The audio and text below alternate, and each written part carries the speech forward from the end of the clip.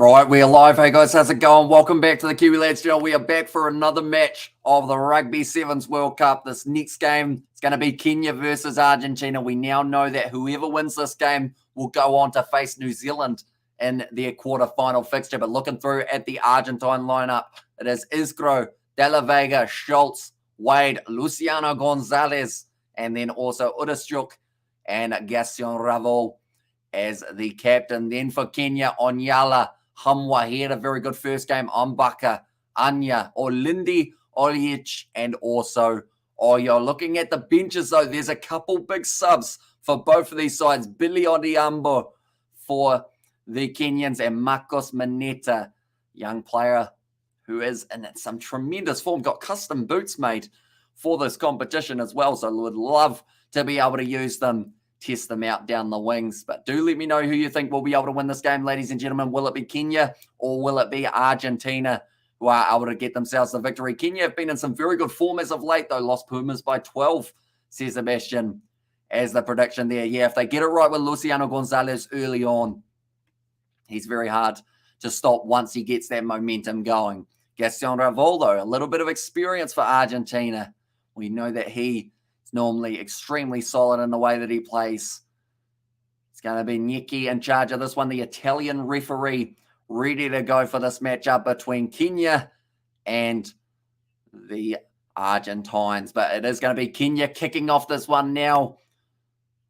Of course, Kenya, I guess you could say they are slightly home favourites because, of course, Kenya a lot closer to South Africa than Argentina. Quite a few people making the trip. It's going to be kicked off. A little bit of a knock on there from Kenya off the get-go, and it's going to be Luciano Gonzalez now running hard at the line, 50 metres out, and has been dragged down. Great work in the breakdown, although just a little bit too quick.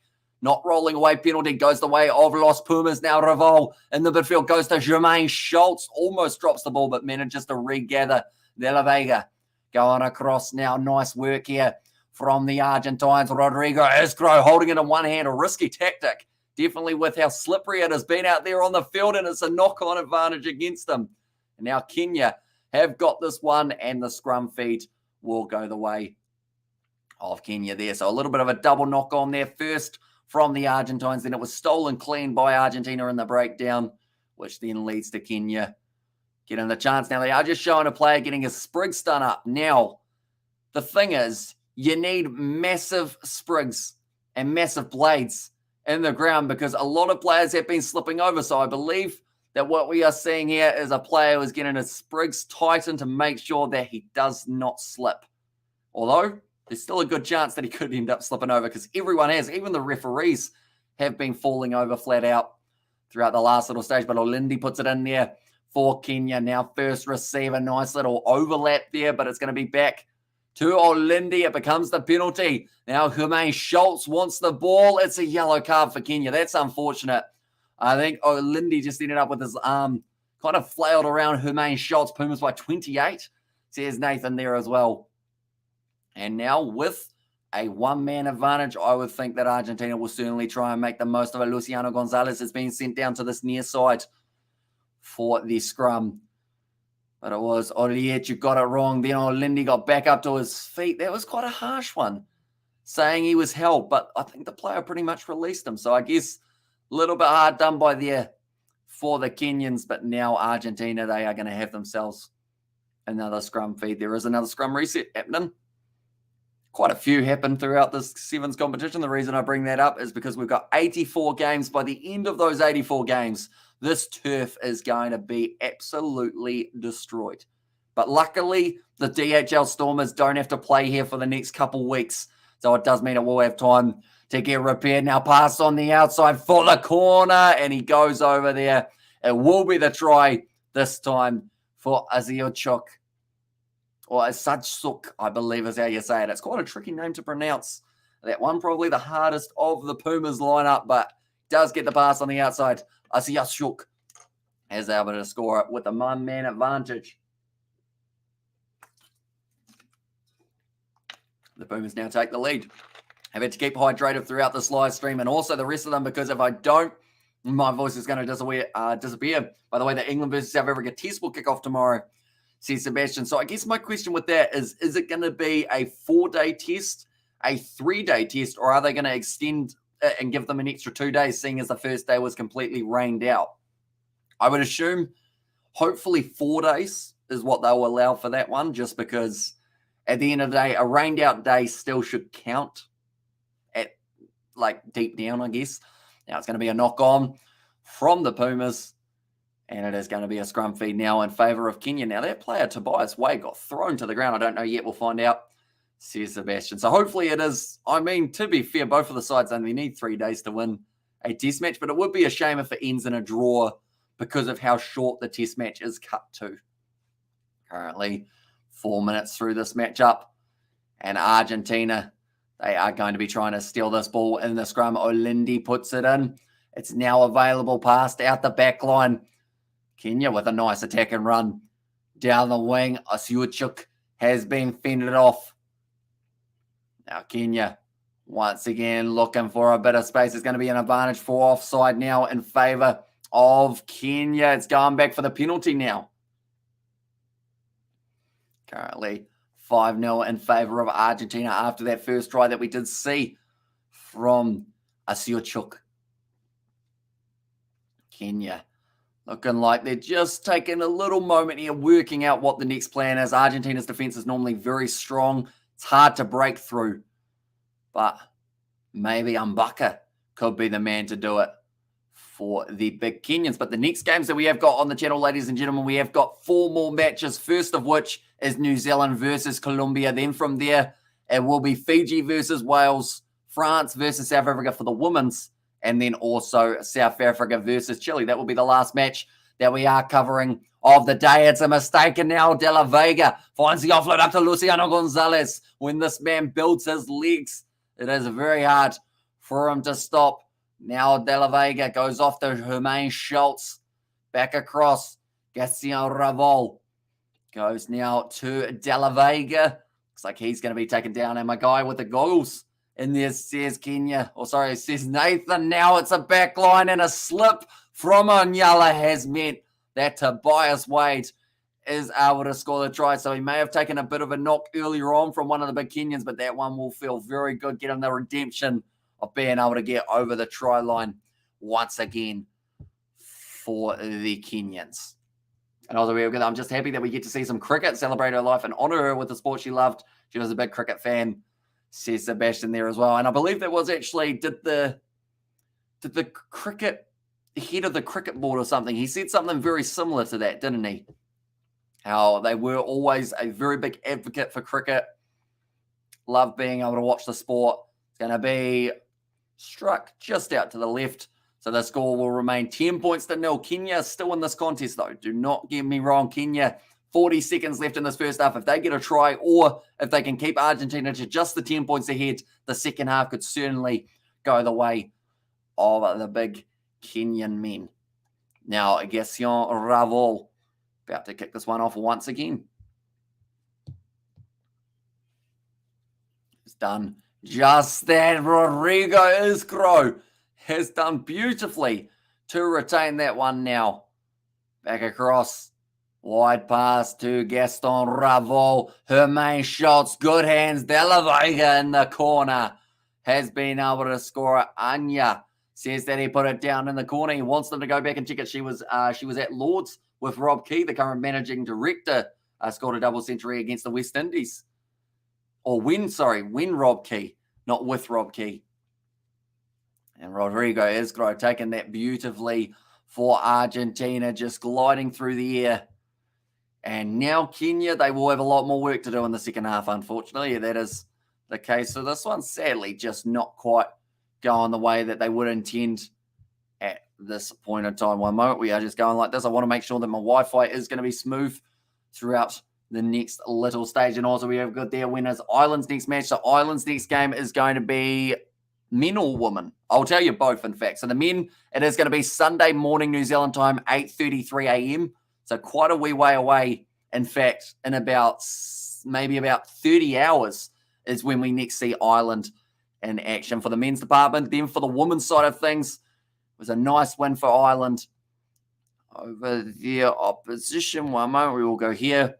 And we'll find, Ireland winning over Brazil So because of that, it will be the quarterfinal Ireland. They are playing at 6:05 a.m. New Zealand time. So we've actually got quite a long time till all of the quarterfinal matches for the men and the women's side of things. But we will be covering them all, or a majority of them anyway, on the Kiwi Lads channel tomorrow morning. So my sleep schedule is going to be a bit weird. I think I'm going to end up going to sleep at maybe about 7 a.m., waking up hopefully at a decent hour in the afternoon so that I can get back out there and do some more of these sevens. Okay, Argentina, they'll be pretty happy with that first half, though. 15 points to 0. No kicks going over. And also the Brazilian number 6, my aching bollocks, says Sebastian in there as well. Do you know her name, Sebastian, or do you just know her as the Brazilian number 6? Now, Argentina, they've had their huddle, they've had their drinks. Now they are ready to get back out there and have a very good second half. Kenya, though, they can fire back if they get 2 converted tries and some form of points, or even 3 tries for Kenya and 1 conversion. That will lead to them being in the lead. They definitely need to score within the first 2 minutes of this half, though. Put the pressure back on Argentina. We haven't really seen it too much throughout this game. Argentina have really deciphered where this game has taken place, whereas Kenya have had to sit back and slightly just, I guess, witness what the Pumas want to do. Now, this kick, I would assume, is going short because Gaston Raval, he got it picture perfect last time. He goes, oh no, he's actually gone long there, Gaston Raval. He's gone deep into the 22. Interesting tactic from Raval, but they decide that they want to try and trap Kenya inside of their 22, wait for the mistake, or wait to win the penalty. And also, going to join my poster gallery. This is Sebastian for Isidora Lopez de Souza. Quite a long name, isn't it? Done well to spell it, unless you have kind of copied and pasted from Google, which even then you've probably done quite well with the spelling department. That's the thing. Normally, I spell Colombia wrong, I'll be honest. I put Colombia rather than Colombia, so I did feel bad, but I did change it before it went live, so that was always good. Kenya back across now, only a few meters out from their line. Great hands. That was sensational from Onyala, and because of it, Argentina were completely caught out. It's going to lead to the try. That was one of the most unique line breaks I think we'll ever see. I'll be watching Gallagher games when I get home from works. Perfect time with hot cuppa and a smoke. Ooh. Yeah, I was going to say, do you want to tell him, Sebastian, or do you want me to tell him? They have been unfortunately called off for the Gallagher Premiership. At least the game today anyway, with the Bristol Bears taking on Bath. That game has been postponed just for now. And the Kenyan flags from Nathan. Nice work from Anyala, but he took that ball way behind him. Shouldn't have stuck to the hand, but somehow it did. And gives Kenya 7 points.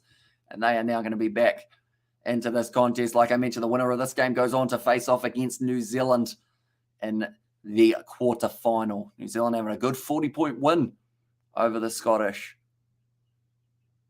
That kick has gone over, 15 points to 7 now in favour of Argentina. Still 8 points is the separating factor. Kenya try and retain the kickoff, and they have done just that because it is a penalty against Argentina. They take the quick tap. I wonder when Argentina decide to unleash Marcos Moneta.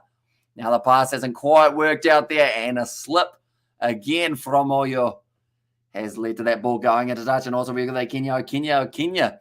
And there as well, says Abika Sport. Yeah, Kenya at the moment, it was a unique try. Oh, the slipperiness of this ground. This ground does not look fun to play on, I'll be honest. Every game has had at least 3 or 4 slips from almost the referee by himself, but the players as well. That's gone in, not very straight, but they have said it is close enough. Now Argentina have this one inside of their own 22. Going to be stolen by Kenya. No, not quite. Little knock on the ground. Fair enough, Sebastian. Says Nathan there as well. What's the try scorer? Atyushuk, who has been working hard there for the Pumas, and Kenya West is here, says Nathan there as well. But Kenya, they've had 9 carries compared to the 11 of Argentina. They haven't made a single offload, which is an interesting stat. Normally, Kenya like to keep that ball in play, keep it moving, but they've made a sub in their front row. To wait and see what impact that has on the scrum when they are trying to get the turnover. And also, yeah, people had tickets, travel, and hotel arrangements. They're not too happy, but it is what it is, says Sebastian. And yeah, I mean, it was one that, like, you weren't going to predict, oh, hang on, he's made the tee. We're going to the TMO decision, perhaps for a height. Okay, they're saying that he may have fallen into the tackle. But yeah, like, I guess predicting that a royal family member who's in charge of pretty much everything was going to pass away is one of those ones that you probably don't really allow for when booking a holiday. You know, maybe they will in the future. And also, we have got are the Aussies still in this or no? Yeah, they are. They have got their game coming up in the quarterfinals up against England, of all people. But they were able to win their game up against Uruguay. They had a slightly easier round of 16. Oh, sorry, that's in the women that they are going to be playing England. I'll go to the men, but they have got an upcoming game actually taking place very soon up against Uruguay. And they should win it. They should get over the line in that one. But yeah, that is kicking off in 6 minutes' time. Okay, there is foul play. Number 10 from Kenya. So that's going to be Oliech. Direct contact to the head. He was ducking into it. Please tell me this isn't a red. I think this is going to be a red. And I think at worst it should be a yellow. Okay, it's a yellow card. That's all right then. I was going to say, if it wasn't a yellow card, it would have been very disappointing. Yeah, Oliech going to be going to the bin. England stink, but I can't go too hard on the Poms today. But they do still stink. But I'll leave them alone for today. But definitely still, says BKR there. And damn, I feel for the fans, says Nathan. Yeah, a lot of sporting events are in, I guess, like question. It's probably, that's the thing. If the Rugby League World Cup was going on at the time of it happening, it would be interesting to see how many days it was postponed for, because at the end of the day, that is day after day after day. So luckily, like, there weren't any big competitions happening in England in terms of a World Cup. Fair enough place, says Sebastian. But yeah, like they were saying, if this Cape Town Sevens was actually in England, then more than likely it would have been delayed quite drastically. 3 minutes left of this match. Currently, Argentina still have an 8-point lead and a man advantage for the next 1 minute, 10 seconds. Passed on the outside to Urishuk. Now slips over. No surprises there. Everyone slipped out there on the field today. Now nice offload from Field goes straight into the hands of the other sub. It is going to be Lavayan, and has been able to get this try for Argentina. That could be the winning factor. And it's only 10-day morning, man, says at BKR Sport. And yeah, I know, but I was saying if it was that the League World Cup was taking place now, like 10 days of Rugby League World Cup being postponed would have been absolutely massive. And that's true thing. If it didn't happen during the Rugby League World Cup, says Sebastian there. It would have been weird because like 2 or 3 games a day for the Rugby League World Cup. Something along those lines. That would have been a lot of games that they had to reschedule. And then, of course, there would have been a lot of angry people with flights and everything involved in that. But that is going to make the conversion go over 22 points to 7. And now it looks like they are unleashing some more of their subs bench for Argentina. In fact, that's going to be, is that Tobias Wade? Coming back onto the field. He must have been on earlier, but now he's been taken back off. Considering FIFA starts 2 days after Rugby League World Cup finishes, it would have clashed too, says BKR Sport. Although with it being in the UAE, would they have still had the... Yeah, man, that's the thing. There's so many World Cups coming up, isn't it? So there would have been overlaps for days. The FIFA World Cup and Rugby League World Cup would have all been at the same time. The T20 World Cup also there would have been a very, very big headache trying to work out which games are happening at which time. Even this weekend with the Sevens going on is a tricky enough one to balance. Now a nice run from Billy Odiambo. Now back across. Can Kenya get themselves another? If they get one now and convert, they still can't win, unfortunately. They'll still be just a little bit too far behind. And sorry, Qatar. And not at all UAE wouldn't care less. And sorry, Qatar. And there as well. Yeah, actually, there is a difference, isn't there? I always get it wrong. I always say UAE because, wait. So where is Qatar compared to the UAE? How close are they to each other? Nice run from Argentina in the midfield. I don't think they've used Marcos Mineta in this game, so it's an interesting choice, but it seems like it's going to be paying off for them. They want to save him for a future game, although I would still give him like maybe a minute at the end of this game just to get the legs pumping. Their neighbours, okay. So they're close by, but just not quite close enough. They've got probably not a fence. and you're meant to be the geography man. I'm the flag man, not the geography man. I couldn't tell you where countries are. I can just tell you what their flags look like. That's kind of my thing, unfortunately. Like geography and like the worldwide side of things. Like, I couldn't tell you whereabouts Kenya is in Africa. I want to say it's on the right-hand side when you look at a map. Might be wrong. Argentina, they're in South America. I know that much. Kind of near Brazil. Nice run from Oyu. Breaking through 2 tackles. Found the offload as well. Kenya still want one more on the edge. Looks for the offload. And now I think that's going to be a penalty for playing the man on the ground. If you're Kenya, maybe. What do you do here? It's going to be the kick into touch. And that is going to be the end of the match. Argentina get themselves the victory, 22 points to 7, and they are making their way through to the quarterfinals to face off against New Zealand. So now the next game is Australia versus Uruguay. We are going to be taking a short break, ladies and gentlemen, and jumping back in for Fiji versus Wales is kicking off at 4:05, but we are starting at 4 a.m. New Zealand time. I am going to have a quick snack. No, that's wrong. That's not the next game we're doing. We have actually got the women's game for New Zealand. They are going to be playing Colombia. That is taking place at 3:37 a.m. New Zealand time. And then it is Fiji-Wales.